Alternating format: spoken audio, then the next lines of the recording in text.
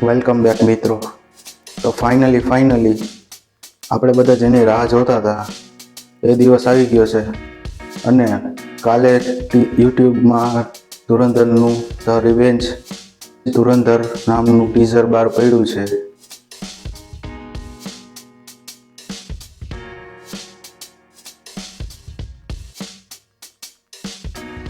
જે 19 માર્ચના રોજ મૂવી આપણને બધાને થિયેટરમાં જોવા મળશે.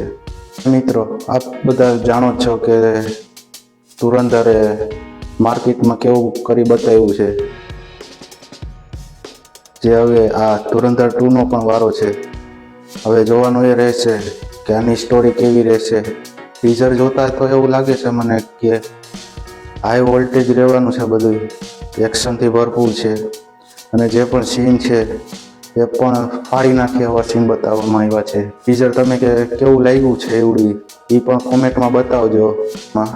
લ્યારી નામના ઇલાકામાં એનો કબજો કરે છે અને આવનારા ભવિષ્યમાં એ ત્યાં મોટો ડોન બની જાય છે. ત્યાં ટીઝર જોતા એવું લાગે છે કે સંજય દત્તનો પણ રોલ એવો બધો રહેવાનો છે.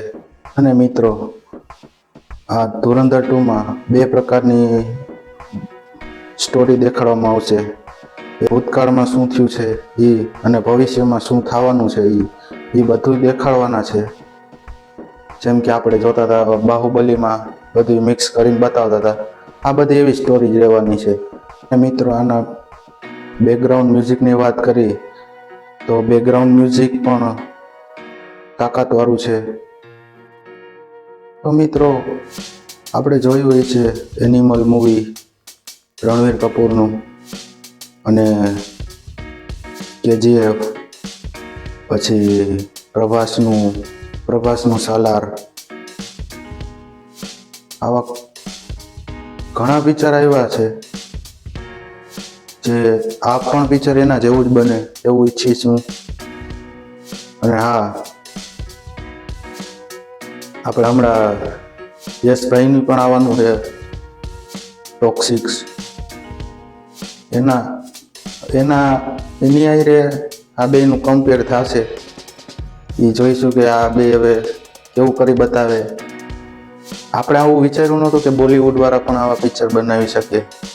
લાસ્ટમાં એક ડાયલોગ બોલે છે રણવીર કપૂર, ये नया भारत है, ये घर में घुसेगा भी और घर में घुस के मारेगा भी.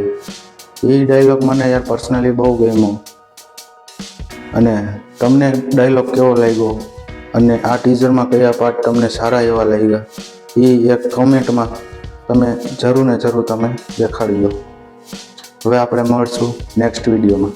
અને હા, ટેલિગ્રામની લિંક તમે કોઈ જોઈન નથી કરી તો જોઈન કરી લેજો, કારણ કે એમાં પણ ઘણી વસ્તુ આવવાની છે આપણી બધી. ભૂલતા નહીં બધાય. હવે આપણે મળશું નેક્સ્ટ વિડીયોમાં.